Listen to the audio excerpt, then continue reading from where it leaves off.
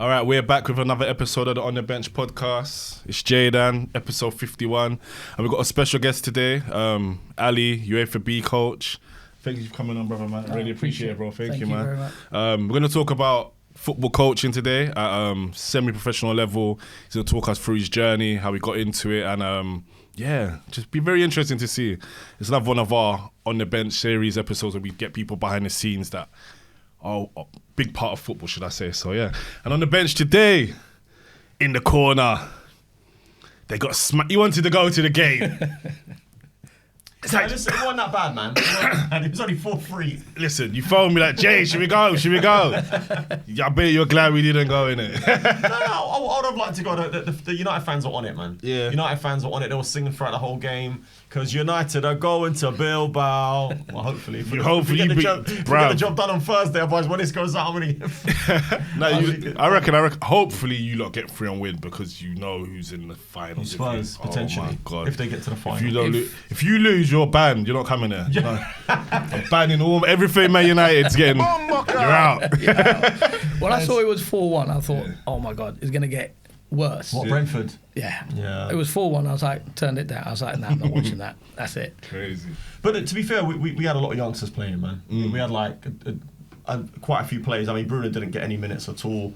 Obviously, Casemiro's been on form. He didn't play. Onana was rested all day. I don't know. That's a great thing. But India looked shaky, man. Maguire had to come on. Delic got injured after like 25 minutes. This ain't the main night show, bro. We're doing an interview, okay? No, that's... you asked me. You asked me. He's getting off for one, isn't he? But yeah, we'll get the job done on Thursday. God willing, hopefully, man. God willing. All right, so we're going to get into Ali's interview.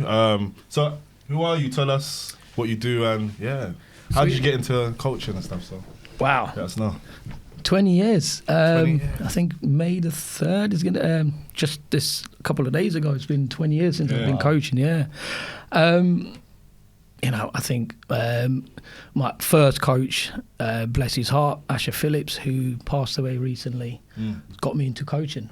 I was only 18, never wanted to coach. I just wanted to play football. Every 18-year-old player. So we had a reserve team.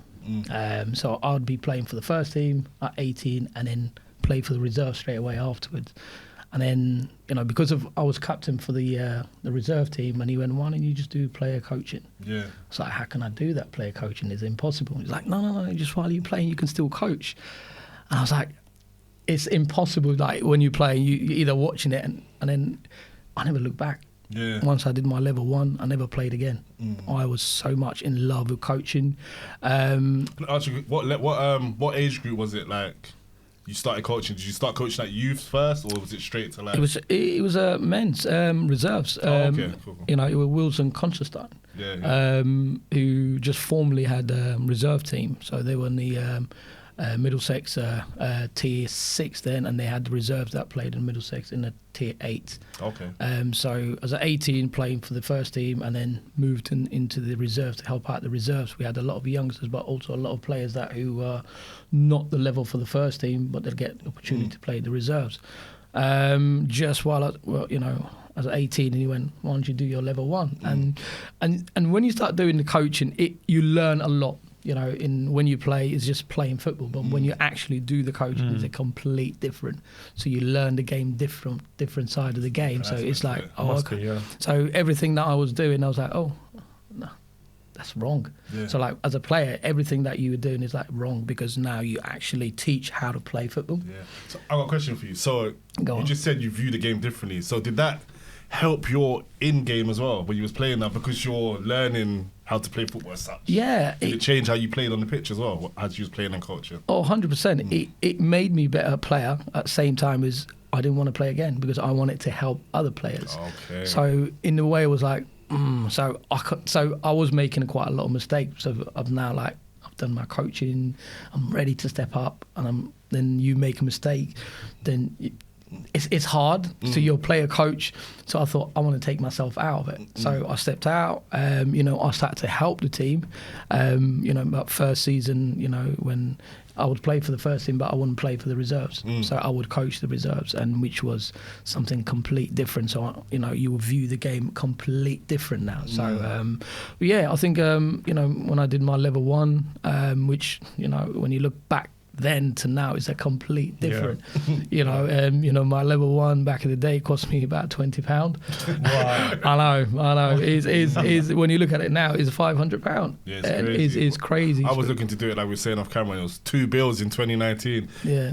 Who's it? FA? Who's it? FA, yeah. It is FA. You need to bring your prices down, man. What's going on, man? All the cost of living, man. All the your local counties, you know. Sometimes if you work with clubs, they do give discounts to local clubs, and then, you know. So Al, what age did you stop playing at then? If obviously you got into coaching at 18, and obviously that affected your sort of want to play football.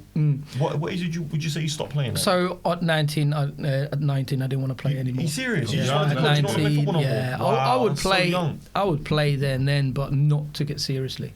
I took coaching more seriously than so it was more fun, the coaching side of it. You started to get people to look at you, and you inspiring other young players. So that was that is what inspired me to do the coaching more than actually playing. That's crazy. Because did you not miss football? Like I've stopped playing football like a few years ago because of my knee, and I miss it so much. The knee. The knee. Everybody. No, I'm talking like 5 aside. My knees would work. I can't even play that anymore. I broke my back. It's always the knees. I'm joking. No, it is right, because I think part of it was injury as well. Because you know when at 19, at 19 I had an injury. Serious? Yeah, I had ACL. Oh, you had an ACL at 19? I had ACL at 16. Are you serious? I had ACL at 16, literally. That's so my bad. ACL I was trial for Brighton. No way. I had a trial for Brighton, I got 2 years scholarship. And on that 2 year scholarship, just before my parent came to the meeting with me, so I went and played a little game with friends, and then had an ACL, which literally ruined my whole career. They were still willing to take me. I was given 6 months of recovery. Had the surgery, which was successful. Then what stupid thing? When you're a kid and you have no guidance, Especially at that time we had no physio, nothing, literally nothing. So I decided to go. At 4 months, I thought, leg is quite good. I can move, I can run. Yeah. All I did was miskick the ball, miskicked it, and then it went again. What, you done ACL again? No, at this time it wasn't ACL, so I'd done medial ligament, which then every month it'd be like, you just get a pain without doing anything. Serious? You just get random pain. Your knee just gets swollen up for no reason. That's so bad, man. That's where now is you've got all these guidance. You've got access to the internet now, where you can actually look at recovery, or a physio where you could do a little exercise at home. Back in the days, there was nothing support, nothing. Right. So you started off with level 1. Then you move up. Is it level 2 straight to level 2? Yeah, I think it's level 2. How big of a jump is level 1 to level 2? Just for people that don't know, because there might be people that want to get involved. Obviously, it might be a bit different when you done it. It's a bit different now, yeah. But how big of a jump was it? I think level 2 was more technical. Level 1 is more like a beginner. Level 1 is like anyone who just want to start football is a level 1. Okay. It's got a little bit of a exercise of how to pass, how to dribble, how to run with the ball. Okay. But when you started to coach, like team with a good potential, then you need that level 2. Okay. And I had a good, and the reserve started to get better.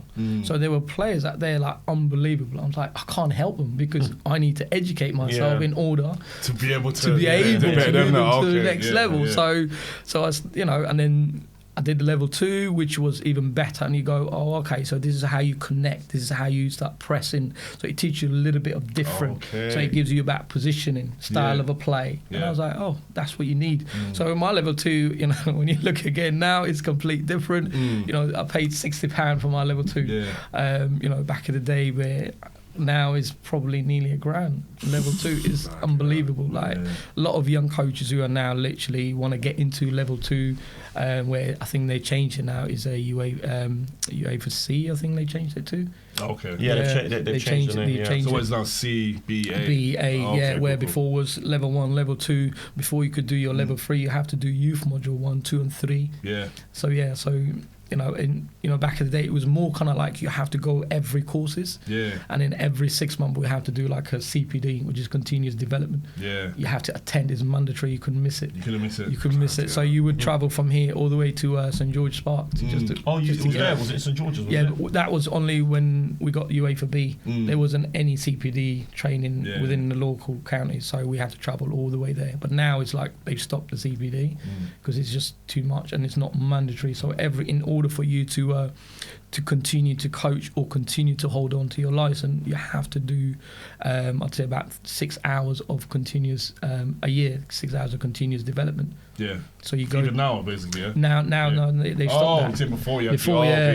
So it's like there was FA created this profile online where, in order for you to be able to coach, so they just any club will just type your fan number. Okay. And then it will come up and shows like every and if you are up to date with all your levels. It's like a CPC type of thing. Yeah. So level 2 was, I think it taught me quite a lot, massively. Let me ask you a question now. Obviously, you've been coaching for a long time. What are your thoughts on like the way football's changed now? Like it's because we've had quite a few discussions on like how it's become very systematic. You look at Arteta, you look at Pep, the way that they coach. We strongly believe that for a long time, I mean it's coming back now, but the number 9 position had almost died out. Yeah. The number 10 position looks like it's dying out. I mean, when you look at how many natural number 10s are there in the Premier League, what's your thoughts on how football's changed, and what do you put that a lot of that down to? I think it's down to coaches and managers nowadays. When you look around the English coaches, like they're not given the time for them to kind of settle in with the system, that because every coach has different systems. So I'll give you an example. So when I did my UEFA B, I had the opportunity to go in Barcelona for a couple of months and observe how they... That's crazy. What, as in La Masia? La Masia, yeah. Wow, okay. Behind the scenes. Yeah, honestly. And that's the kind of thing I had, honestly, one of the best opportunity growing up doing that qualification. The only thing when you look at now is, you've got, like when you look at top, in the Premier League, top 10, how many English coaches are there? Yeah. One of the things that they always like say to us, like in Spain, is how many players do you think that could get into a top 2 Spanish team? And you got to start scratching your head. I'm like, well, they're in it. Before, back in the days, you hardly name. They go one player and they go Jack Wilshere. From England, you mean? From England, yeah. So in Real Madrid or Barcelona? No, Barcelona. Just Barcelona. Just Barcelona. And they said because he is the type of player that Barcelona will look for, player that who actually receives half turn, can get out in the tight areas, is dribbling close to his body. He said you don't have that. And the other things that developing, especially developing in England and developing on abroad, is a complete different. So now is in abroad they teach players to play different position. So when you look around, Ajax do that. Ajax do it so well. So they 9 drops and then 10 goes as a 9. Yeah. But then again, it confuses the back 2 line, the centre backs. So like, the 9's gone, so they follow, and then leave that space between the full back and the centre back. 10 goes into that space, and that's where and this is where there's a lack of technical details in here, where everyone in the UK, 100%. Well, an English manager's never won a Premier League. That says a lot. It is hard because they never got the opportunity to work with the likes of United, Arsenal, Chelsea. Well, they did have Chelsea, Lambs didn't he? Yeah. But he was, because Lambs was young and he was one of the legend of Chelsea, but they haven't given him that opportunity. But Chelsea were ruthless, I've got a question.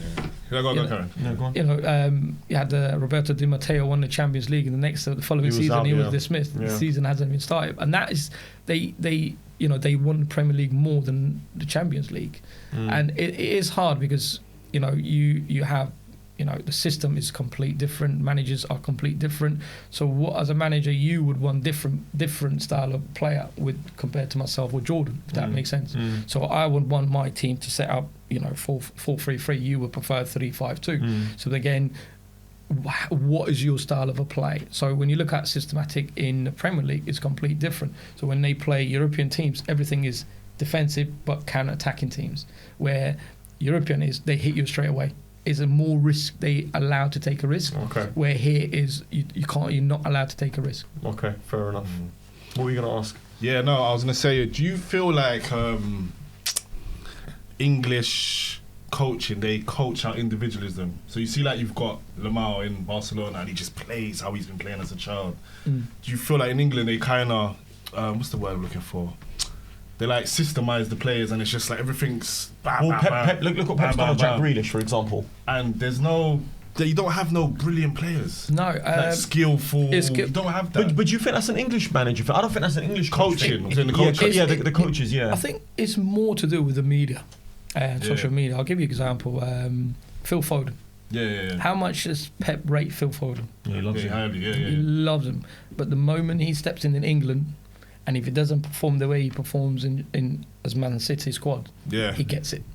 Mm-hmm. Everyone gets on him. Yeah. But they do not realise how young this player is. It happened to Theo Walcott back in the days when the younger players. When you look at the old days when Spain or Germany won the World Cup, and a lot of thing they talk about is the players that have won it, that they stayed together as under 18, under 21s and under 23s, and they won those trophies together. Oh, so it's like a team going through. Absolutely. So they have one or two to they have that patience for them to develop. They're like, our goal is next 10 years. It's not now. Yeah, he's right. It's not now. And that is the key thing. We're here is if you're playing for top 3, top 4, you get straight international regardless. Look, Nate Miles Lewis. Yeah, he's 17. He's outperforming. But then again, who will he more benefit? First team or his age group? So, and that's where you look at. So, we don't care about the under 18s, and whatever they win or not. But we need it for the first team, and it just gives you a bit of a mind tick. Like, well, he's still 17. If he doesn't perform a game, that's it, because now his standards is here. He's outperformed for his age. So if he doesn't outperform next game, you'll be like, that's it. He's not good enough. Chop him, and then bam, and pressure gets to these players. And that's why Phil Foden now is struggling with perform because of the impact of the media. 100%. So I was going to ask you actually, moving on from that, for you personally, what would you say has been like your biggest or proudest achievement as a coach? I know there's probably been a few, to be fair, for an amount of time, but if there was one that you could... I think for me it would probably be the 32 Borough Cup. Okay. The 32 Borough is... Tell us what that is, So 32 Borough Cup is... That's one because Sanders thing. That's the one, yeah. So 32 Borough is the biggest tournament in UK. So where you have... At grassroots, you mean? No, it's academy. Okay, academy. So teams are allowed to bring the academy. Yeah. And everyone has best 16 squad of 16 representing every borough, and you have to have access to an academy players in order for you to get to anywhere. Seriously, honestly, because it's a showcase tournament. You've got all the head of academies, you got all the head of recruitment. It's a big tournament. It's a massive tournament, and I turned up with my grassroots team. What borough are you representing? I was representing Barnet. Oh, okay, cool. Obviously, I was, Harrow was taken because I'm a Harrow boy, so Harrow was taken. So Barnet was the only one that was available, so I took Barnet. I was like, okay, we go for Barnet. Tick box. It was just tick box. But saying that, because I had a development centre that's called Barnet. We'll come back to that. Okay. I said, I'll take Barnet. So I said, Harrow's gone. So we turned up to the tournaments, squad of 16, and obviously everyone's coming up with their tracksuit, academy tracksuit, they're walking up. I'm like, oof. And it makes, like, there you go, and it straight away in your mind, you're like, whoa, what we doing here, innit? What are we doing here? So, but yeah, I think that's the first game. I think we played Bromley, who were very, very good. We drew 1-1, and after that was the only game that was we drew, and we went up. You won the rest. We won the rest, and we won the tournament. Swear. Honestly, and any big teams that you played on the final? I think the final was, one of my colleague who worked in the academy at Palace. He had an all squad of signed players from different club. Oh really? Oh yeah, different club. But we had a semi-final. We played a team from Norwich. Norwich Academy. Who are absolute. When you look at them, you can say whoa. Ballers, but the thing is, they individually brilliant. As a team, as a collective. Yeah. How was Ealing? That's my borough. Ealing, better be good, bro. So yeah, we won the tournament. I think that was the second year. Yeah. The second year. So the first year was Enfield that won it. The second year, that was our year that we've won it, and then we lost the third year in the final because every year, obviously, you get new players. But that for me, that was the biggest achievement for. Yeah, well done, mate. Honestly, I'll take that credit all day long. But it just shows you that the grassroots players were more, when you look at them individually or collectively as a team, they outplayed academy players. But the disappointing part of that is none of them have been approached. Why do you think that is? I think it's purely to do. That's my personal opinion. Yeah. I personally feel sometimes it is, as academy coaches or academy scouts, feel too embarrassed to go and say we just lost to a team. So you think it's a pride thing? Oh, 100%. I mean, these were the same boys that went to an academy, spanked an academy teams, and then where you don't know what goes around in a closed door with academy teams, but obviously going and we've been invited last minute. We because normally most academy they look at the leagues and they look at teams how they did in the top division. So we always used to get called up last minute. You guys able to come in Saturday?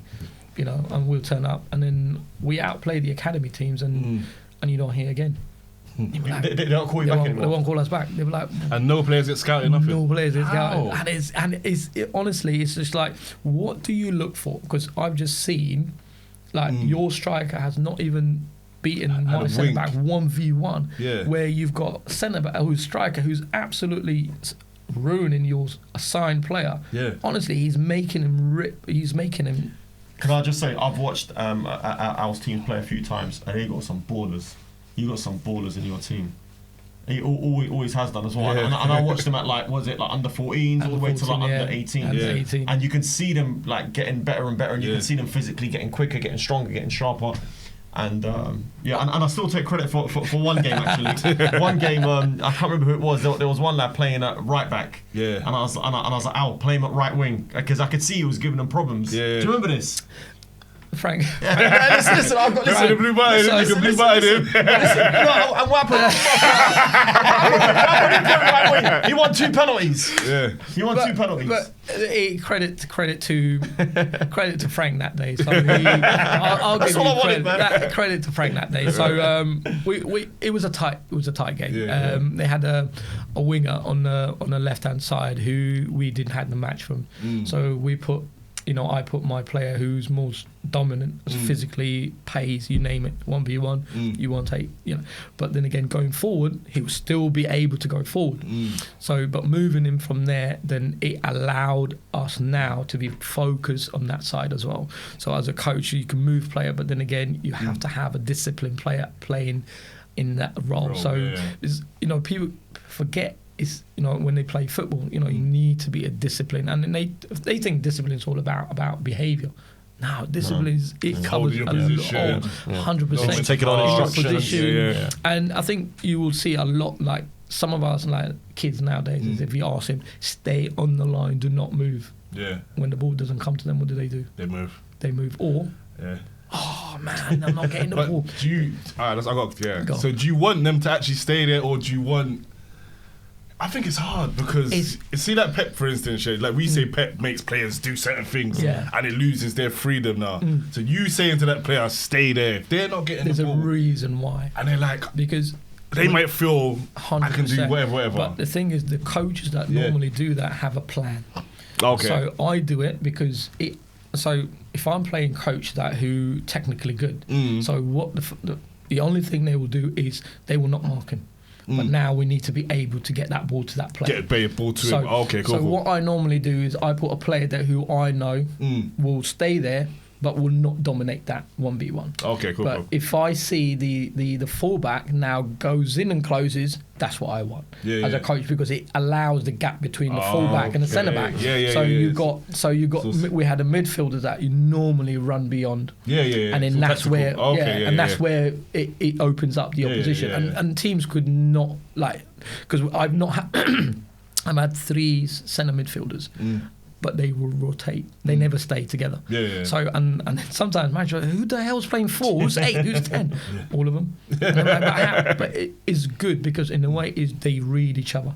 Now those 3 they played together at school, played together for the same team on Sunday, played together for the college team together, and they also played together on Saturday for the same men's team. So the chemistry there is.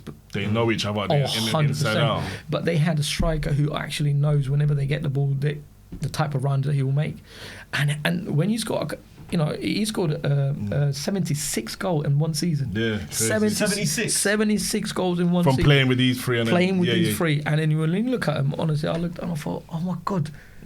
Because where before I never looked at, it was called 4 goals, 5 goals, 6 goals. He wouldn't care. But when you tally up all the cup games that he played, because we were 4 cup finals. We've been, that season I think is probably one of our best seasons. 4 cup finals, winning the league unbeaten. So he's scoring goals, 6, 7 goals. And then honestly, and he won't want to come off. You take him off, he'll be like, no coach, I don't want to come off. No. These lot will drop the standard. And you won that kind of character. He will, even when you're winning 5-6-0 and if someone does anything that's silly, he'll be the coach on the pitch. Like, no, we don't do that. We don't drop our standard. You want those type of players. I got a quick question. So do you coach that into them now? Like when you stay here, when the ball comes here, bam, bam, like is it something you do regularly to coach into them now, the systems? They have to understand. So one of the things that I used to do was when we had the training, I'd spend about 25 minutes of how I want them to train. Okay. So they buy that. Well, how you want them to play on in the match, basically? With the boys, that team, especially that team, I would spend 20, 25 minutes. This is how I want you to play in the game. Yeah. Honestly, these boys, I will not do team talk during games. Only half time. They come in, they get changed, and they warm up. They know everything. They know the expectation. Because sometimes when you spend so much time in trying to get them to do certain things before the game, it goes out the window. So when you do it in training, it actually sticks to them. So the only thing I will do is remind them what we worked on. Remind them, because I think some of the key, because if one of the player doesn't do it, they go, do you remember what we got told to do? Do you remember? They remind each other.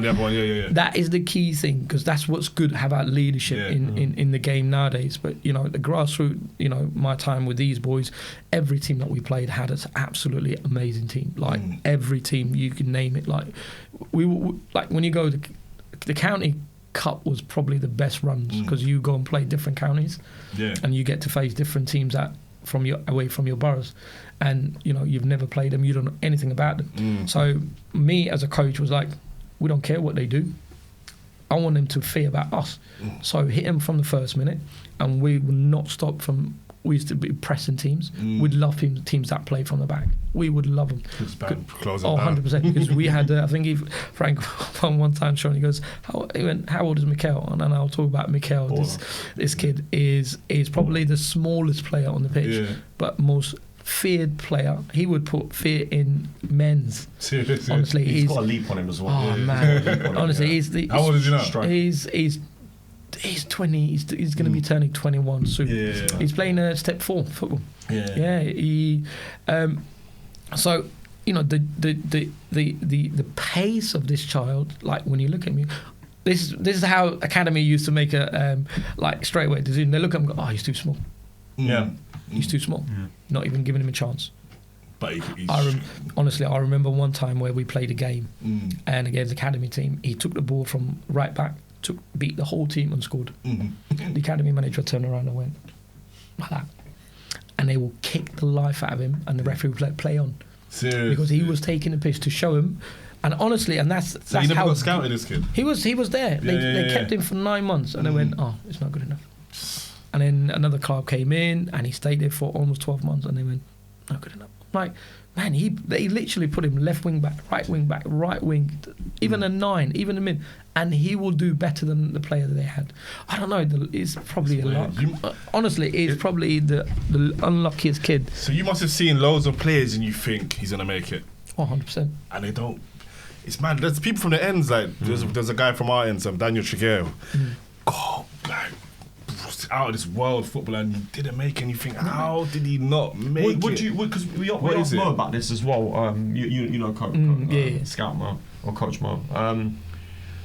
what is the biggest reason for, like, I mean, even obviously we're talking about grassroots level here, but even at professional level, like, you see so many youngsters burst onto the scene, show like glimpses of potential, and then it just doesn't work out for them. Would you put that down? What are you talking about, like the Reece Nelsons and those potentially? Kind of That's a good shout. Like wonder kids that never fulfilled their potential. I think that is sometimes. I think a lot of things to play with. Your friends. Your friends plays a massive key. For example, players that don't play for the first team, they're not paid. They know they're good enough, but they're not getting the opportunity. And then you get that one friend go, oh man, go play for that team. You'll get first team football, or they'll do something silly, or they don't train enough in the training. Okay. So the coach, when you're young and you got potential, and they see you working a week in, week out, you get opportunity. And that's how I see it. They don't look at how old you are. They look at how well you train and how hard you work. And example of Wanyeri and Miles, but they train better. But the thing is with when they come up, and like even when Wanyeri come on, he was changing games. He was changing games, and then Miles Lewis, when he was coming on, he was changing games, and that was the reason. It wasn't about they're just coming on for 5-10 minutes, but we'll have a look at the body language of. I love Reece. Reece was. But Smith Rowe is another one. Smith Rowe, I love. Listen, when Smith Rowe gone, listen. That's my guy, man. When Smith Rowe gone, that's my guy. No pause. Oh man, brother. Nah, I'm joking. Nah, Smith Rowe was, it was for me. He wasn't getting the right opportunity, but you could see when he was coming back from injuries. But they had to make a decision. Either I would have kept him. If that was me, I would have kept him. He's been saying for a while. I think because he would want it to stay, he would want it to work, and he was every time. He's another player who worked tremendously, but injuries is what these get like. It's injuries, man. Injuries. We always forget about like players getting injuries. Like because sometimes it's like, especially young players when they get injuries, it's not like a week or 2 or 3 weeks. You're looking at months, and then the recovery is a setback. Mentally recover. It's not about physically recover. It's mentally. And I can give you an example of my time when I had the second injury of my knee. I'm like, oh my god, just stepping on the pitch, on your mind, like, what if it goes again? Yeah. That also you don't want to do what you want to do. 100%. So hard. Yeah, I get that plays a massive part on your head. And that's another key thing. So everyone always look at physically they fit, but what about mentally? Yeah. Like some of them have an amazing strong mentality. Like they don't care how hard they get hit, they get up and play. That's Saka, I think. Yeah. But if you touch Bruno. That's a good one. Right. Do you know what? I've actually got a question for you. Aside, this is really random, but I was thinking about it the other day. Aside from Messi and Ronaldo, right? Or you can't say them two. Okay. If you could have coached one, like, footballer, like famous footballer, world-class footballer, who would it be and why? If you could coach any one footballer. It would have to be Iniesta. Yeah? 100%. Yeah. As in work with him, you mean? He'd be coaching you, no? 100%. No, it's just like Iniesta is a player that when you look at, he has the eyes back of his head. Yeah. Iniesta knows like where the press coming from, where the opposition players are, and he knows where his players are. So, and that's the key thing about nowadays. You don't have those type of players anymore. Like they just turn and there's without purpose, and they run into challenge. Where you could see back in the days, Iniesta will pick up a ball from inside his own box and then beat 4, 5, 6 players and make something out of it. And that is, I think, you want to make an example of. Nowadays the kids, you can't say go and watch this player because now how many mistakes do they do? But when you get them to watch Iniesta and then go for it, look what he does. Even clips, I would, and still now I do. You show clips of Iniesta to 100%. players? Okay. I would show player. Fair enough. Have a look what he does off the ball. Yeah. And the scanning and stuff like that. 100%. I think the key thing is not just scanning, his positioning. Yeah. His positioning on the pitch is like, like 1 minute he's closing, they man mark him or they double up on him. The next minute is he will receive, but then again they know which foot to play it in. Yeah. Whether it's a back foot, front foot, side on. He knows it, and he will just turn. There's a story about, obviously, like Iniesta, Busquets, and Xavi all played together, but there's a story about Busquets was so good, just Sergio Buskett, that he would he'd play the ball to you the way that he wanted you to carry on. So, for example, if he wants you to turn, he'll play it on your stronger foot. If he wants you to play it back to him because there's pressure coming and he wants to keep the game ticking, he'll play it on your weaker foot. Okay. Just little things like that. And then you know you know what he's doing. Yeah. There was a quote that said, Iniesta, you can play it to any kind of passing, and he'll still turn. Yeah. Honestly, he will still turn.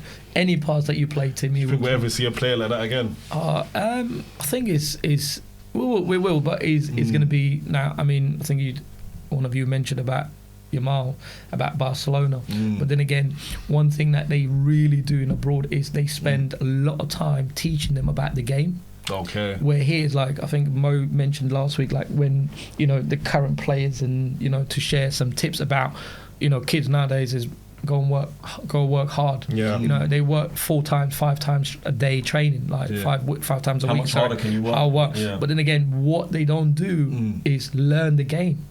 Because you can train a lot, your intensity might be good, but when you end up playing a match, your decision making, how well do you know the game? How well could you predict passes or movement? So that is what they lack of nowadays. Where before was more kind of like, go and work on your passing, work, but now you can do 10 out of 10 passes. Sorry, I was just on that actually. That's a really good point. Sorry, Jay. Go. So, really, really interesting point. Decision making, because that's such a key thing in football. How do you teach players to improve that? Do you show them sort of clips of, maybe a player running through and he's got 2 or 3 options? Or how do you teach that into a player? Or do you think that it's not something that you can't teach? So I think sometimes rather than teaching them, you question them.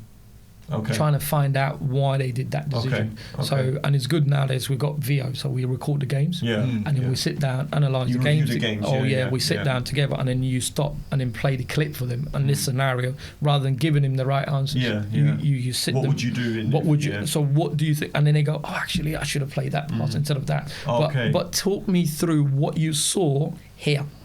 Because we work based on this player will call the ball, but that's not the pass.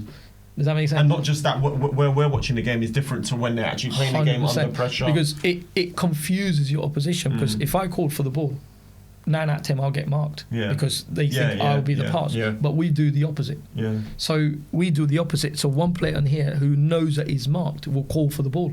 Yeah, I'm on. Yeah. But again, to distract, and then you see the whole back line shifting across because they assume the pass is going to go there. But again, it's trying to get them to understand and play. Where now it's like you've got like a 12th player on the pitch because the coach always gives them the decision making. In the academy, it's not. In the academy, it's just you play. There's instruction we've given you, and if you don't get it right, later on they sit down and they review it at the end of the season.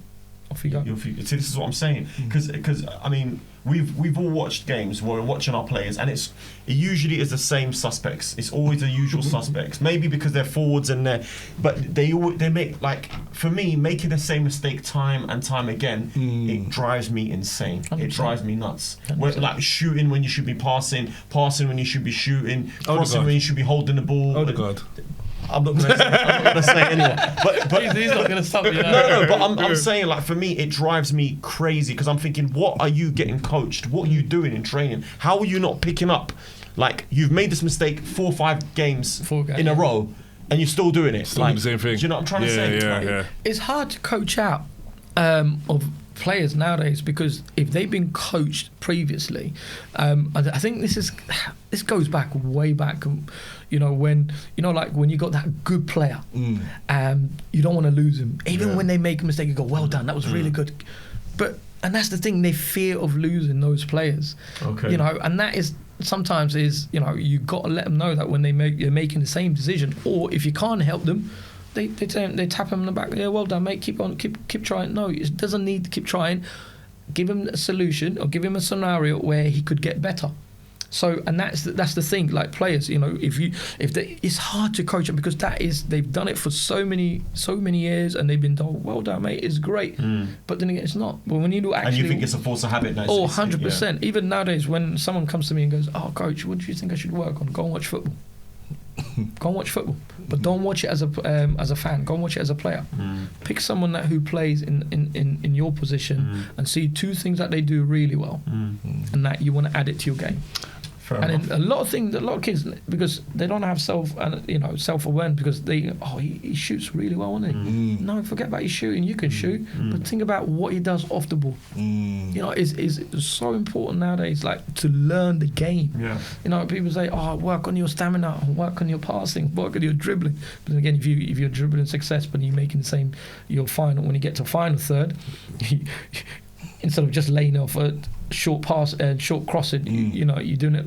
Those little things will help out. It's like what Mo was saying. He goes, it's about off the ball. What are you doing off the ball? Because he said, remember, he goes 9 times out of 10 when people send me videos, it's always about them shooting. He goes, they can be playing midfield, they can be playing this, that. It's always them shooting. He goes, okay, you can shoot, but what do you do off the ball? What do you do? You know what I mean? I've got a question for you. So, do you have a position that you prefer to like train people more, like a special position that you think you specialize in, like a midfield? What's your best role that you think you could train a player in? Backline. The backline defense. 100%. Okay. Yeah. And so I work, because I used to play as a 4, and I work really well with the backline. So I know whenever they get split, I would always drop. And then people always say, "Well, you played 4, you should teach 4." Like, yeah, but this is my strength. So I know with a back line, because I think because you learn as as sometimes you play against coach who is well experienced and you see the system they do well, but it's hard sometimes because you need to have the players to understand the system as well. So for me, it was the back line. So I would I would always get my back line to stay as high as wide, as also close when we're out of position. And also it's good for them to be good dominating 1v1s, but also not to kind of get carried away. And then people, they never used to press us because they knew the 2 centre-back could hit 60, 70-yard passes. Honestly, that's what they were blessed with. There was I think you've probably seen Hayden. Yeah. But this guy, his free kicks are a joke. It's honestly... at like 15, by the way. Yeah. The funny thing about that kid is that goalkeeper. But we had a goalkeeper, so I played him as a centre-back. Honestly, and he will do job. He will do, and his distribution is a joke. Is a joke because they know when he's on the ball, Mikel and Cade, they know the type of run, and he will put them on the plate. Yeah, bam. And we'd love teams that are really high, and because it worked. And then sometimes when they sit deep, it suits us as well because now we'll shoot from distance. But that's the key thing about about knowing your players. Yeah. Massively. Knowing your players is the key. Knowing their strengths, I suppose. 100%. Who could do what. Honestly, that kid will play centre-back, go right back, centre-mid, and he will do a great job. Have you ever wanted to do UEFA A? Level up, go up level? I did my UEFA B and then an FA youth module, so which is I could work in the academy. Yeah. But obviously, to work in full-time academy, with the role that I have, obviously I work as well. I think Frank probably knows me better, about my previous role where I would do a night shift. I would do night shift and then come up, work about 6 o'clock and go home, have a 2 hours sleep and then go to football straight away. And that was how much I loved. But dedication, looking at A license now, I'm like, well, first of all, what do I need the A license for? What am I lack of? Is for me is a tick box to work in the bigger academy, and then I will look at do I benefit of how much I'll get paid working in the academy? Yeah. The answer will be no, because of how much, it's all about your earnings. Okay, cool. And I do feel for a lot of coaches right now, working in the academy, full time in the academy, and they still need more earning, and they earn because they do a lot of private sessions. Okay. And that's the kind of thing. Like for me, I would look at my goal. What was my I had a target. And I will always look around and talk to people, and sometimes you can't discuss people's, personal, incomes, but I would look around and see what academy offers and what academy pays, and if that's not for me, then I wouldn't go for it. But for me, it was all about passion. Yeah. Okay, sick. Have you ever coached a player and he's gone from who can I say? He's gone from somebody, let's say a bad player to a great player. Oh yeah. And you think that's my work? No, honestly, even he messaged me. You have to say no names. No, I'm sure he wouldn't mind me saying his name. He plays for Coventry. Oh, okay. He's gone to Coventry, but he was one player there who would as a coach that would. As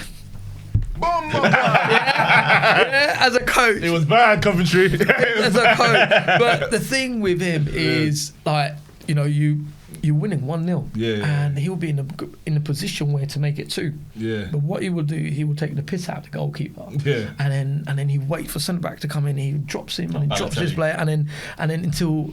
Or he could lay it off to someone who's in the position. He just wants to do all and he was going to do it. And I'm like, then I'll take him off. I'm like, mate, you can't. You actually took him off? I took him off. Yeah. Then I realised that I was 1-1, put him back on.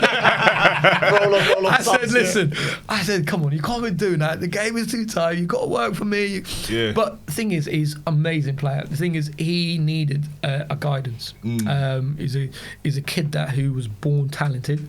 But sounds a bit like me. He needed a kick. He needed a kick to wake up. Honestly, he needed a kick to wake up. The season where we finished, under 18, and he still had 1 year with me. But I said, I'm not doing that under 18s anymore. And then I said, wish you all the best of luck. And then 2 months later, he texts me, Coach, look. I was like, oh, what's that?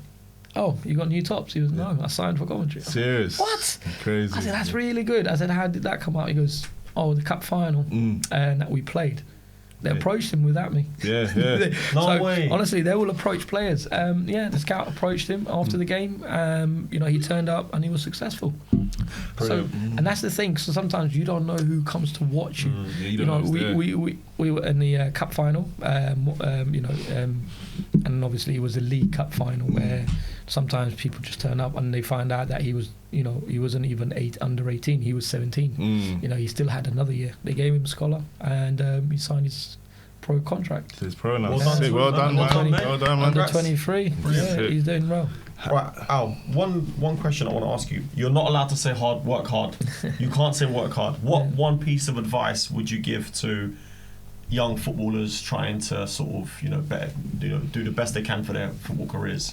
I think I've mentioned that before. I think the key thing is they need to learn about the game. Okay. Yeah, because I'm not the kind of person that when someone says to me, what do I need to work on? Learn about the game. Learn your position, watch players that play your not position. Just your position, it's about your roles and responsibility on the pitch, because it covers a lot of things, because when you play as a footballer, what's the first thing that I need to know? My player on the right hand side, my player on the left hand side, my player behind me, my player in front of me, how do they move? We need to stay together, we need to come back, I need to take a risk. So as a player, what's my risk taker, what's my strength, what's my weakness? So you learn by watching it. Sometimes it's good to watch because every time when you go to football, you watch it as a fan. Yeah, but you do. Watch it as a player. I just watch. Oh, that's really good. Oh, I want to try that. But at the same time, it's what do they do off the ball? They know everyone's a great player. I mean, how many kids that I've seen are absolutely tremendous footballers, but then again, they won't get anywhere. 4 weeks, they get released. And sometimes parent play massive part when players get released. As well. Honestly, parent play massive part. I mean, I had a kid who was unbelievably good. Honestly, this kid, everyone was like, Ali, why is he still not academy signed? Don't want to say it, but it's a parent. Because he went trial, we got him in trial, the good clubs, Cat 2. In his second trial, they were willing to sign him. They were willing to sign him. So, obviously, they made a decision. The kid did really well. They took him off. They were winning 1-0. They took him off. The team lost. Dad went ballistic. Oh, you shouldn't have taken him off. My son was better. They were like, they haven't even started. They were going to have a review with him to say we will take him, we will sign him. And the dad messed it up. The dad messed it up. Wow. Honestly, until Igor said that. Do you remember? Yeah. When he said that as well. And the worst part was he blamed the kid that came on. Yeah. And the striker. He goes, my other son is better than him. I will tell you now. He can do better. And sounds like someone I know. And I went. All right, give us a 5 minute. Let him get changed, and they gave him the release letter. I went, we don't need him anymore. Wow. Honestly, up until now, it's been 3 years. No one's taken him. Crazy. No one, honestly, and this is the reason why sometimes parents play a massive part. Let the kid do their bits. 100%. Stay out of it, and and sometimes parents want more than the kids. Yeah. That's funny saying. That's on to my next question. How do you handle criticism from like players, staffs, and like supporters? How do you handle that? Because sometimes it's like everyone thinks that sometimes they know better. Yeah. Like no one's actually on your shoes. No one sees what you do and why you do it. Yeah. Sometimes even the fans think that they know better. Even now when we watch the game, it's like, why has he taken? 100%. I'm one of them. Has he making that? What's going on? Yeah. I think sometimes it's good to listen. Yeah. I never interrupt them when they criticise it. Okay, cool. I'll be like, I'll take you on board. I'll be like, I'll take you on board. Sounds like your previous role on Night Shifts, mate. You would know that one. I normally, because I think it diffuses any, before it escalates to anything, because sometimes, because they're emotion and there's a reason, but I'm like, I'll take you on board. And you have to have a lot of patience. 100%. Because sometimes it's like your patience goes out the window when you had some of the kids that I coached back in the day. It's just, honestly. But and I think it's, as a coach, also have a bit of a sympathy for them. And that's where they're still human. They still love their kids. I think say, you know what, I will call you later. Yeah. And it's good, and make the call, because it's better when the person is calm. You can have that conversation. Give that time to think. But when you do not, never have a heated conversation on the sideline with everyone else around, they'll be like, I hear you, and I will take that on board. But you know what? Let me finish what I'm doing, and I will give you a call later. Now that time they calm down. Yeah. And 100%, and then that's when you go home and reflect what they've said. Yeah. Before, because sometimes because we feel like, like we're big mans and I'm the coach, I'm the manager. You should be talking to. Your son's going to get it now. You won't play again. You take out on the kid. Yeah. Who's done absolutely nothing. Yeah. Correct. One more. I got another question for you. So, what's a mistake you've made along your journey of coaching, and what did you learn from it? What's a mistake you made? Mistake that I've done. And how did you learn from it as well? Yeah. I think. The key probably shouting at a parent on the touchline.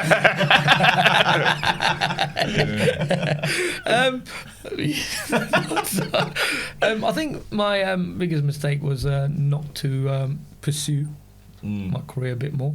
I think I've had really good mentors back on the way, because when I did my UEFA B, I had a good mentor, Jeff Pike, who was one of the ex-West Ham legends. Okay. Who took me under these wings and took me to West Ham to mentor, because when I did UEFA B, and I will always, honestly, this will always, it's always stuck on me and will always stay with me forever. When I did my UEFA B, it was 37 coaches that came across all London. Now, when we got together, it was more kind of like, everyone's got the badge. Who'd you work for? And everyone had to introduce themselves. And then it comes to me. I'm like, name's Ali. I work for Harrowstars. Everyone looks like, who? They all looked at me like, oh, Harrowstars? Yeah. Is that academy? Is that? And that's the thing. Like, honestly, I walked in and Jeff was the only person who actually believed in what I was doing. Now, out of that 37, I'll give you both. How many do you think that actually passed the course? I reckon it's slim, man. Yeah. I'm going to say about 4. Ooh, really? Less than that? Very man. People worked for Arsenal, 10, Chelsea, Spurs, you name it. Man City coaches were there, all level 2, but going for our UEFA B. And this is the first time it went from level 3 to UEFA B. This is the second course that... 10? 10? Yeah. Oh, more than 4? Senior. Now I'm going 4. 3.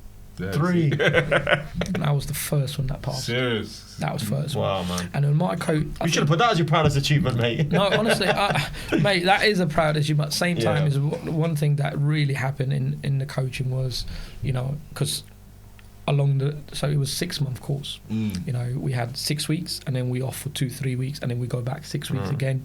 I think along the way we had like a different coaches that worked for England that used to come in and they will observe and they will watch us. They give us some sort of a session to work on. And I think mine was playing out the back. Yeah. I played out the back, and then obviously, and then the coach. And this is just a week before my practical. One of the coaches said to me, "Oh, you're still going to go forward?" I was like, "Yeah, why? How do you think I did?" And he went, "That's the worst session I've seen." Serious? And I was like, whoa. I said, "What do you mean the worst?" Like, honestly, he broke me down. Yeah. He's like, "I've never seen anything like this session before. I think you need to go back to grassroots." Serious? I was like, whoa. I was like, that, honestly, that hit me. Yeah. Stayed with me. I was like, because obviously I looked up, this guy worked for England. I'm like, whoa, he's got this. And when he said that, I was like, man, I'm not good enough, am I? And then a day, I said to Jeff, I'm not doing it. I want to take some time off and then redo it after. Serious? Why? He goes, "Mate, I think you should do it." I said, no, I don't think I'm ready. A night before the practical, I rang him around 8 o'clock in the evening. I said, "I want to put my name on it." I said, "I want to do my practical tomorrow." Yeah. He went, "Are you sure?" I was like, "Yeah." I got my session plan, I'm doing it. Now 37 people did all our sessions, and then a week later we all turned up in the FA. We all sitting in one room, and then we get called in one at a time. Yeah. 29 people been told failed. I was the 30th person to walk in there. So like that. So did they come out and say they've like this? Yeah, like we all come out, like literally we all come out and sit together. We weren't allowed to go. It wasn't like you go. No. It wasn't like job interview. It wasn't like job interview, unsuccessful, get out. No, this was like you come back and you reflect like what. And then I was the 30th person. I was like, "How do you think you went?" Well, I said, "Probably failed." Yeah. So what makes you think that? I said, "Well, 29 people came out. 29 people walked out," and he went, and I went, he went, "You're the first person that passed." And I was like, "What?" Yeah. He went, "You're the first person that passed." Crazy. And I was like, "Wow." Yeah. I must have done good. Honestly, and it wasn't just him. There was 4 other coaches that observed. They're all rated. And he went, "Don't look at other people's badge." He went, "Your session plan was based on and creating opportunity from goalkeeper's hand." Yeah. And it was more of when a keeper gets it, the first thing they do was play it to right back, centre back. Like, now because it's a goal scoring from the keeper's point of view. I went, "I want you to hit the strike if you can." Yeah. And he'd done it so well because I worked on it. And it became successful because it's about understanding the session plan. Because even though I took the risk, and which I'll come back to, one of the things that I haven't done in my career was, and the risk that taken for where would football got me then. But when I did then the qualification, it wasn't that much. But now look at it, you go in UEFA B, it's about 7-8 grand.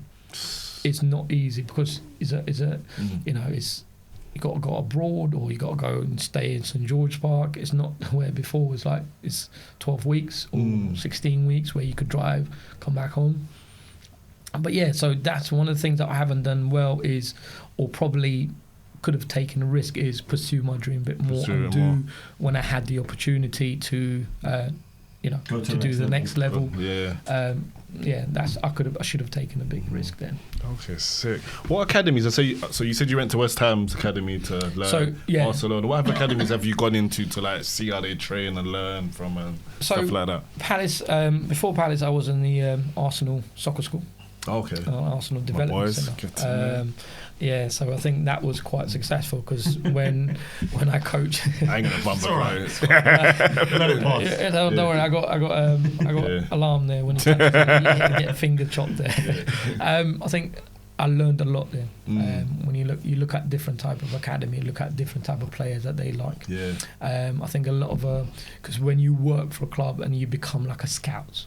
But it's different. I can't be scout. I'm not scout because I would look at player what he brings to my team. But if I get you a player who I think, oh my God, is a good player, because I'm looking at him as as a coach point of view. I'm not looking at them as a scout.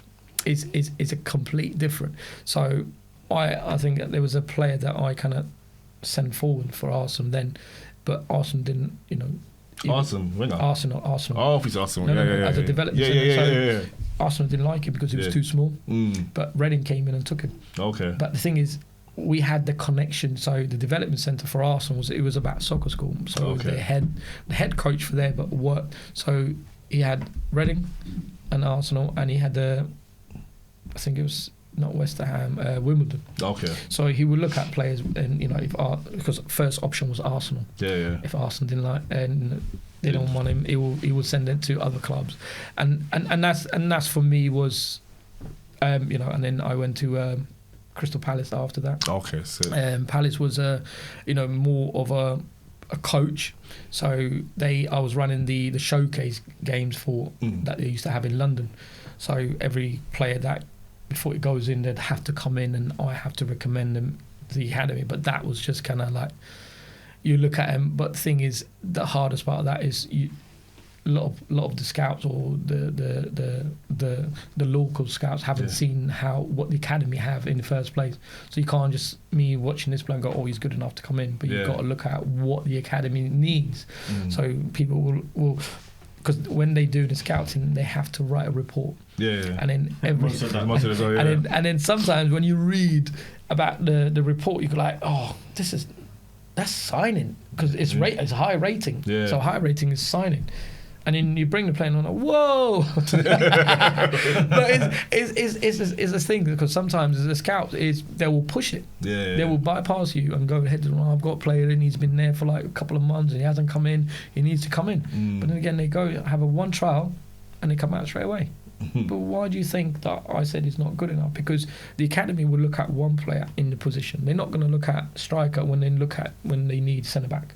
So they look in centre back. So we need centre back. So there might be a player who's in the academy isn't developed, but they're looking at for another player to come in that position. If they're already set in the role, and people bring in, we don't need the wide players. We don't need the fullback. We need the centre back. This is what we need. We need this. So and then, instead of using that platform to bring and watch centre back, it would bring in. I had a game one time. Honestly, no word. I had 26 players. One centre back. Everyone was a midfielder and striker. But the player who I played centre back signed. He was a striker, but he played centre back. I played him centre back. And he got signed as a centre back. He's got signed as a centre back. That is wild. 6 foot, but I didn't even send him in. Yeah. I did not send him in, but they liked him. They're like, oh, he's 6'4". He's great. He's got a good present on him. I was like, oh, and he's over the centre back. But he came in. Madness, he's a striker because he wanted to play as a striker. I'm like, mate, you ain't gonna get opportunity. Yeah, you're done now, mate. You're a defender now. But again, he got signed as under 16, but he didn't get scholar. Yeah. But he was released. But then again, later on at 20, I think he was 19, and he got signed by Norwich. Yeah. Yeah.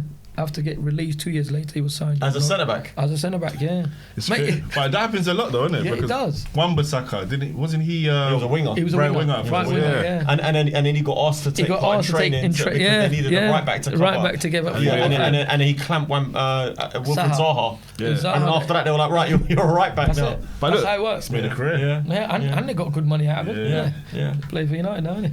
Oh, he's left now, actually. He's left United. He had a good career at United, all right? But yeah, I think sometimes is when players come in the academy. I mean, in our environment, key thing is knowing what the academy needs. And sometimes and then I had a good relationship with the coaches, the academy coaches. They will ring me. I've heard about this player X, Y, and Z. You know anything about? I'm like, I've seen him. What do you think is good enough to come in? I'm like, no. And they will honestly, they're like, okay. They'll take your advice. They'll take my advice. They'll still bring him in to make sure that they won't just say no, because they'll bring him in and session, and then what they will do is they'll cut his session short. Like, okay, not good enough. And they said, we're looking at a wide player. Do you know anyone? I said there's one there. Yeah. But I don't think whoever's on, is in charge. He goes, okay, send him through. Send me to the paperwork. I've sent him. Yeah. They invited him. due to sign on the last minute. He broke his foot against Wimbledon. He was playing. They liked him because that is I knew what they were looking for, and he was the type of player that they wanted. And then I had him, and he played. Thing is, for me, is I wouldn't send player through because my job was to coach him.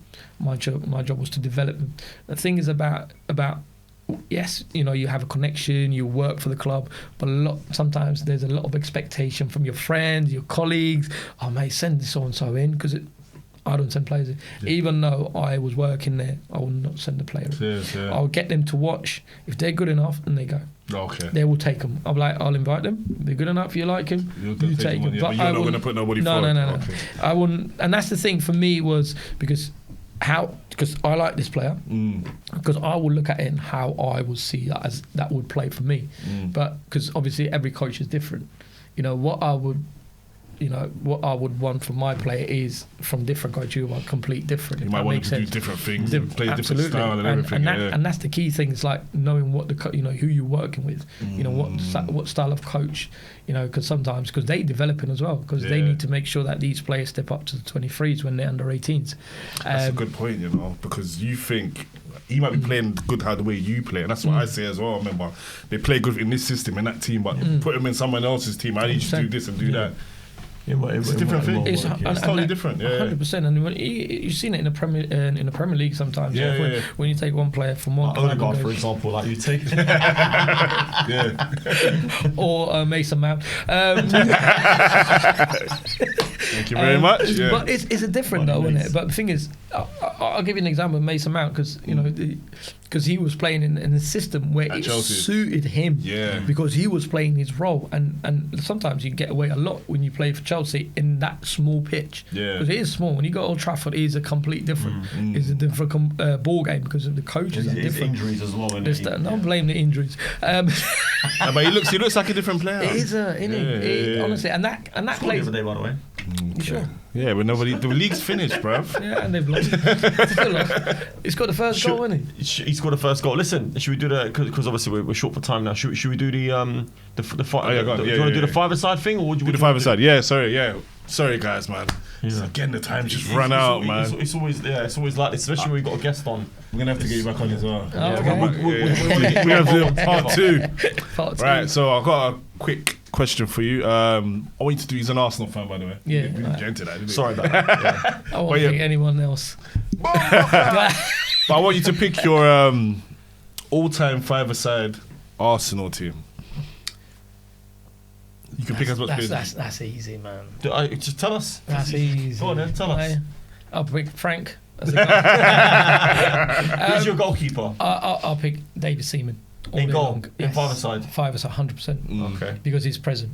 Because five-a-side, when you're looking at you need someone who's monstrous. You know, you can't be... Not Jens Lehmann? No. Not Petr Cech? Absolutely not. Petr Cech? I'm just asking the question, you know what I mean? Talking Arsenal, yeah, play for Arsenal. Yeah, but... No, but at Arsenal, I'm talking about David Seaman came through at Arsenal, didn't he? Okay. All right, so David Seaman's your goalkeeper. David Seaman. I would have Gilberto and Vieira. You'd have two holding... That's a boring five-a-side team. No. I'll tell you why. Go on. Hey, they can both rotate. They can both defend. Yeah? You will know my system, mate. Because you don't need a centre-back. It's a five-a-side. Yeah, exactly. But they're both defensive players. Yeah, but you don't need... That's already three players. You can only pick two more. I know. Okay, go on. And then I'll have Bergkamp and Thierry Henry. Okay, I get it. Okay, fair enough. Yeah. So David Seaman, Patrick Vieira, Gilberto Silva, Dennis Bergkamp, Thierry Henry. Yeah, that's a card. Where's Odegaard? Dennis Bergkamp, mate. No Saka. Dennis Bergkamp. You can do Arsenal fire round. Should we do Arsenal fire round as well? Yeah. You've done that quite easy. That's a good team. That's a good squad. I think I know who you're going to say now anyway. So, but I'll ask you anyway. Jens Lehmann. No, you know what? Let's do Jens Lehmann or David Raya. That's a tough one, actually. I'd go for Lehmann.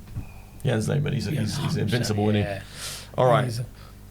Ben White or Jurriën Timber? Oh, Timber all day. You like Timber, yeah? 100%.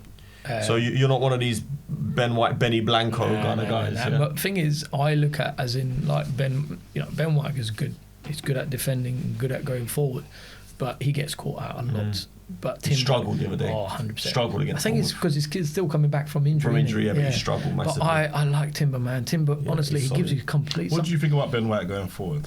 You don't get a lot than what Timber does. Ben White, I think he can't beat player 1v1.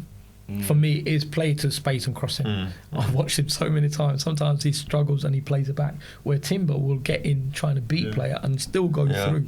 He's got that low centre of gravity as well, Drew Timber. And he can play left and right. Yeah, he's good. And that's the thing. And he's tackling and he's reading plays really well as well. He reads and he predicts where the pass will go next. Yeah, he intercepts a lot of passes sometimes. I do think he's quite sloppy sometimes, though. Oh yeah. Oh, that's because because he knows he can get away because he's got speed in it. All right. Oh, God, yeah. So, obviously, what they've achieved is like, it's not even comparable, but because obviously what he done, Ashley Cole or Miles Lewis-Skelly. Oh. It's a bit early, man. It's a bit early, but yeah. No, but I wanted to ask because obviously Ashley Cole left you for Chelsea, didn't he? Yeah. I mean, under a dark cloud. Yeah, skip that, man. Skelly. Ashley Cole it is. All right, Jack Wilshere or Aaron Ramsey? Wilshere. Wilshere for you, yeah? It has to be. All right, Gabriel or Saliba? I know what he's going to say. I know what he's going to I say. think Gabriel. That's your guy, yeah. All right, brother. I would get. See, people that know. These are things I don't know football for somewhere. I'm telling you, I know ball, bro. I don't disagree. They're both as No, but good. people act like I'm mad when I say They're that. both as good, but they make each other better. Yeah. But Gabriel is. Tell them. Do you know why I'm saying this? Because I said it the other day. I was like, I would be more upset if Gabriel leaves. Gabriel left, yeah. But the thing is, I think our season went when he got the injury. This is why. It's exactly what and I said. even when Gabriel or Saliba? Gabriel. Oh, okay. And remember when we were winning Liverpool 2-1 at Emirates? Yeah. He got off. He came off injury, I think it was knee or hamstring injury. I think Kubi will come on then, innit? Yeah, Kubi. And then honestly, that was when he missed a couple of games, and those couple of games we were top of the league then, and then we dropped down. And I think it's the key. When Saliba's off, he will play Ben White on the right. You can get away with it, but Gabriel. So I disagree, man. Because 2 years ago, when Saliba got injured, you lot collapsed. No, but that's when Gabriel needed training. So is he improved that much? 100%. Okay. All right. That's fine. All right. He's our top scorer, man. All right. Okay. Sol Campbell or Tony Adams? Tony Adams. Tony Adams, man. He's a leader. Cazorla or Nasri? Cazorla. Yeah, good one. All day, Cazorla, Nasri. I love Nasri. Listen, I love both Nasri, footed as well. Yeah, but Cazorla was Different man. level, He was. Ozil or Odegaard? Oh, get out of there, man. Ozil. Lacazette or Danny Welbeck? Lacazette. Oh, nah, man. Welbs, man. Welbs, my guy. Other Danny Welbeck. Danny Welbeck or Lacazette? Lacazette was a baller, you know. Do you know what? He didn't score a lot of goals, but he's played. I know. All right. Crazy. Havertz or Gabriel Jesus? I know. Thing is, they both haven't given us anything, man. Honestly, I like comparing the ones that are average. Why would you do that? You got to pick one. I would play Jesus up front. Jesus, yeah. Ahead of Havertz. Havertz. Yeah. Only thing is because he's 9. He's number 9. Yeah. Because he would, Havertz will get you goals. But when you look at him, he always drops deep. But then again, it's that false 9. But he needs to have a 9 playing with that in that position so he can make the run. I think Havertz is the more intelligent player, though. I know. Yeah, the two. Yeah. But the thing is, when you look at Gabriel Jesus, he had a lot of injuries. A lot of injuries, and the recent one is the worst one. You know, he's been out for like over a year now. He's going to be out until like I think October or something. October now, yeah. All right, last couple. So Ian Wright or Dennis Bergkamp? Bergkamp, mate. I love Wrighty. Yeah. Sorry, Wrighty. All right, and the last one. Not sorry. Thierry Henry. Aubameyang or Nicolas Anelka? Anelka. Yeah, it's got to be in it. Anelka. I love Aubameyang, but the reason I think Anelka was underrated. They rate him highly, you know. They talk about him. But now they Nicolas are. Anelka. Yeah, they talk about him highly. Real Madrid paid, what is it, 20 odd million for him when he was 19. 20 odd million was good back in the day. Yeah, that was. And Wenger knew, mate, business. Wenger, you buy him £250,000 and sell him like millions. I think they rated him more better than Henry or something. Yeah, like he that. was highly rated. He was so highly. Even Henry rates him. Yeah. Even Henry rates him. He's like Nicolas Anelka. People look at me because Nicolas Anelka. Even he should have stayed at Arsenal, man. Should have stayed at Arsenal. They all should have stayed, but hey, not Robin van Persie. I always think the grass is always green on the Robin inside. van Pagan. So that's it. Right, so that's the episode, guys. You got social media? Yes. Do you want to plug your social medias and stuff like that? Yeah. So my social media is CPD Barnett. Yeah. So he's a development centre. Is that on Instagram, TikTok? On Instagram. Okay, sick. So like, subscribe, comment. Obviously, give Ali a follow. Hope you guys enjoyed the episode. We're gonna have to do a part 2 because there's still more things I want to talk about. So we'll get you on, and then we'll talk more football. And yeah, that's it, man. Hope you enjoyed it. Thank you for coming on. I appreciate that, man. It was really good. Thank you, brother, man. Thank you, guys. Appreciate it. And that's it, guys. See you next week.